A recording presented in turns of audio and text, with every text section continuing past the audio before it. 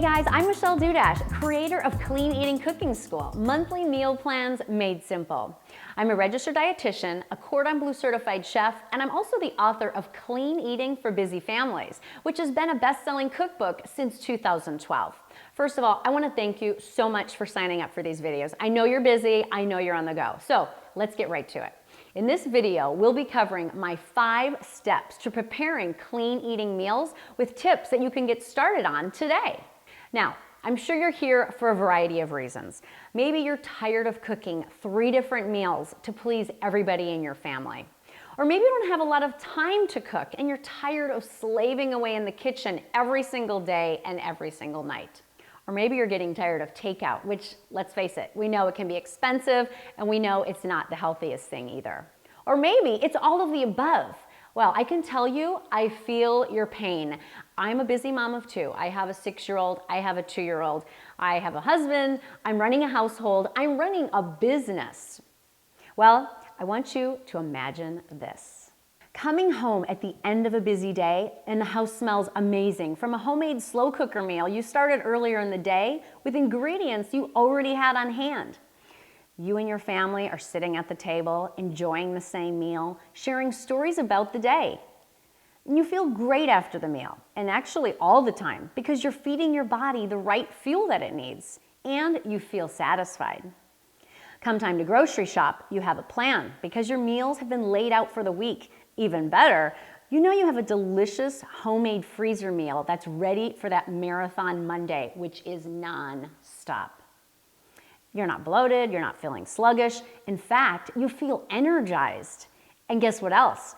Earlier that day, your doctor gave you your lab results showing your lowered cholesterol and your reduced blood pressure. Doesn't that sound wonderful? Now, I know what you're thinking. I'm a registered dietitian, I'm a chef, I'm a cookbook author. Pulling off these clean eating meals must have always been so simple. It must have just come naturally. Well, actually, I can tell you, it did not. It was through lots of time spent tinkering in the kitchen, feeding a family, and talking with my readers about their biggest challenges that led me to come up with the simple and streamlined clean eating recipes and meal plans that I have today. Now, I grew up just like a lot of you. I'm from a small town in Wisconsin, growing up on brats, grandma's pies, and lots of cheese. Then came the 90s. In high school, I avoided fat like it was the plague. And I thought stacks of fat-free cookies were perfectly healthy. Now we know, yeah, that's not healthy either. In college, that's when the cycle of late-night studying fueled by diet soda and cookies, too much alcohol on the weekends, plenty of processed foods, and artificial sugar-free everything. In fact, I was 20 pounds heavier than I am today. I had low energy, and mentally, I had an unhealthy relationship with food and with body image. Fast forward to mid-20s, that's when I was diagnosed with cancer. I had to have my entire thyroid removed, in fact. A year later, that's when my dad died of cancer. What made me realize, though, is that a healthy body can be fleeting, so I'd better take good care of it. Then little by little, I began incorporating more whole foods, less of that processed stuff. And I'm really passionate about teaching others how they too can prepare delicious, healthy meals that the whole family will love. Now next, I want to share with you my 5 steps to preparing easy, clean eating meals and snacks. Now first, you need to know the principles of clean eating. So the definition of clean eating is choosing foods in their least processed state. Now when it comes to the food groups, there are no food groups that are off limits. You want to make sure though that the foundation of your diet is fruits and vegetables, whether they're fresh, dried, you can work in some frozen, and you can even work in canned vegetables too. So some of my favorites, things like broccoli, having apples on hand, lemons are a must, having grapes when they're in season, carrots, and then avocados. That's one of my favorite fruits to have on hand, which actually has a lot of good fats in it too.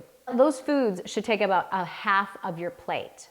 Then we move over to the whole grains. You want these to be about a quarter of your plate. When I'm talking about whole grains, we're talking about things like quinoa, brown rice, wild rice, maybe some red rice. There are a lot of varieties of rice out there, so you can mix things up and you're gonna get different nutrition too. When it comes to the protein department, this is going to be another quarter of your plate. So maybe at snack time, you're gonna go for some nuts or seeds like almonds or pistachios, or I really like hemp seeds too. When it comes to beans, that's a great plant-based protein source. Some of my favorites, I love black beans. I love using garbanzo beans or chickpeas. And they can either be canned, I like to rinse some of the sodium off, or you can certainly go with dried if you wanna boil them from scratch. Now in the animal protein department, we've got some options there too. Salmon, we have some chicken. Now when it comes to chicken, it could be chicken thigh or chicken breast. I personally like chicken thighs. I take the skin off, I cut off all the excess fat, still a really nutritious option, and it's pretty economical too. And then we also have our eggs. Now with eggs, they're such a great protein source. So I like to boil up a batch and have them available for grab and go snacks or grab and go breakfasts. And then of course, when you're cooking, you'll probably want to use an oil. Now when it comes to oils, we go with unrefined oils, something like an extra virgin olive oil or like a expeller pressed canola oil, or a virgin coconut oil is actually a great butter replacement. Now there's also the dairy group. Dairy can actually count as your protein because it's a rich protein source, and it also counts towards your calcium foods. So you can opt for milk, you can opt for yogurt, and also cheese. Now if you choose not to eat dairy products for whatever reason, you can certainly go for a soy milk alternative. You just want to make sure that it's fortified with calcium and vitamin D.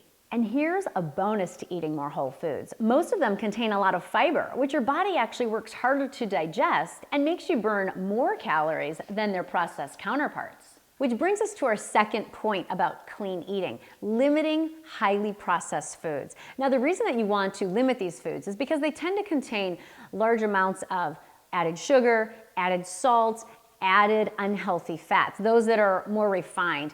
And they also contain foods that have more preservatives or additives, which studies are showing that those have a potentially negative effect on our health. Now, this isn't to say that you can never eat another packaged food again. You certainly can, but you want to make sure that you pick up that food, flip it over, read the ingredient label, and make sure that it's made with those whole food ingredients. And the final part of clean eating is when it comes to fresh fruits and vegetables and fresh seafood, ideally choose those that are in season. They're going to taste better, they'll probably be higher in nutrients, and they'll cost less money. And look for those produced closer to home whenever possible. Now it's time for step 2, priming your pantry. First thing is to detox your kitchen to make room for the good stuff to come. And you need to be ruthless. Obviously, if it's expired, you can toss it. If you don't love it, and if it doesn't make you feel great or great about yourself, toss it. If it's an unopened, non-perishable food though, that's been around for a while, but it is still good, say your goodbyes, drop it off at a food bank, or you can drop it off at a church who will then take it to a food bank. Now that you know what clean eating is and how to detox your kitchen, I'm gonna jump behind my computer and share with you the rest of my tips for preparing clean eating meals. Here we are behind my computer screen. Okay, so step 3, you wanna stock with my clean eating grocery list. So we purged all of those unclean, more highly processed foods from the pantry, from the kitchen. Now we wanna restock with foods in their least processed state. So again, this means fruits, vegetables, whole grains, lean proteins, dairy that's low fat or non-fat since it has less saturated fat, and those good fats. And if you haven't already downloaded my clean eating grocery list, make sure you go ahead and do that. And you can actually click below and grab that really helpful tool. All right, step 4, you want to grocery shop and do light prep on your day off. Think about it. After you've had a long day at work or running around with the kids, the last thing you should be doing is putting groceries in your cart because you're gonna end up with things you probably didn't need if you're hungry, right? Those tempting items on the end caps of the aisles, the promotional items, the Halloween items, just because it's on sale doesn't mean you should buy it. So a lot of those things, they're not good for your wallet, they're not good for your waistline either. And they're certainly not part of the ingredients that you need for the recipes that you're making that week. I also recommend ordering your groceries online. This is a huge time saver, really streamlines things. And after time, you build up your shopping cart online. See on the right there, that's actually my shopping cart. I shop away at Safeway.com. That's the store it locally by me that happens to deliver the bulk of the groceries that I get. I can get my shopping done in 10 to 15 minutes. And it's really helped curb those impulse items that our family household really does not need in the first place. And one of the greatest things, you can get your shopping done in about 10 to 15 minutes online. They get delivered right to your kitchen counter, and it just saves you time. It gives you sanity. I love coming home after a trip or vacation, and I know my grocery delivery is coming the next day. I also get some local produce delivered from a company here that's local, Nature's Garden Delivered. So I know that the produce is coming mostly from Arizona and California. I know the quality is going to be great, and it forces you to get a great variety too, because it's just those in-season items. And then one more place that I get groceries from, and this can be shipped to anywhere, is Thrive Market. Shipped anywhere within the United States. But think of that as like a Whole Foods that's more economical, and it's just shelf kind of items, those packaged items, and it's free delivery. So that's another option. So between those three, I'm pretty much covered. Aside from, my husband might go to the store on Sunday to pick up some fresh fish. And then step 5, we want to build our clean eating shrine. This is actually a picture of my clean eating shrine. I started doing this about a year ago, and I can tell you it has really increased the amount of produce that I eat, that my family eats.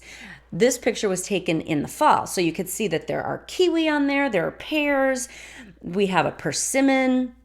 Those, of course, are more fall, winter produce. We always keep bananas on hand. I keep apples on there too. My little 2-year-old, she'll just run up there and grab an apple, which makes me feel so good, instead of her eating yet another cracker or yet another snack bar that we know kids love. They're tempting for anybody, really. So it really helps increase your produce.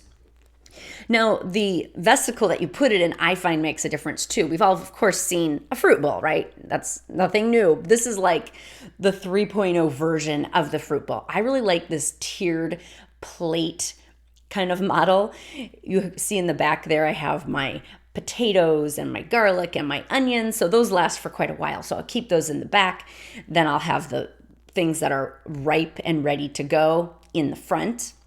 Like when your avocados are ripe and ready to go, keep those ready. And then, you could stick them in the fridge when they're to the ripened stage if you're not ready to eat them. And it also forces you to eat more produce, because you don't want to waste that produce. You don't want to throw it in the garbage. You're literally otherwise throwing away money. So get your clean eating shrine going, and you'll find over time, like, the precise amount of produce that your family goes through.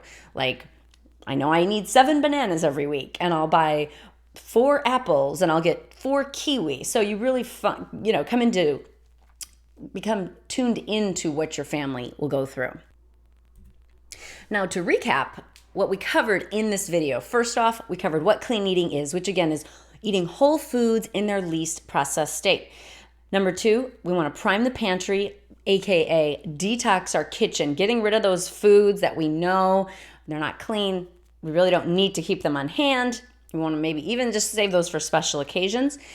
Number 3, we want to restock with those clean eating items, the things that are going to fuel us, make us feel great, and in the end, get us to those clean eating meals that we want to be cooking.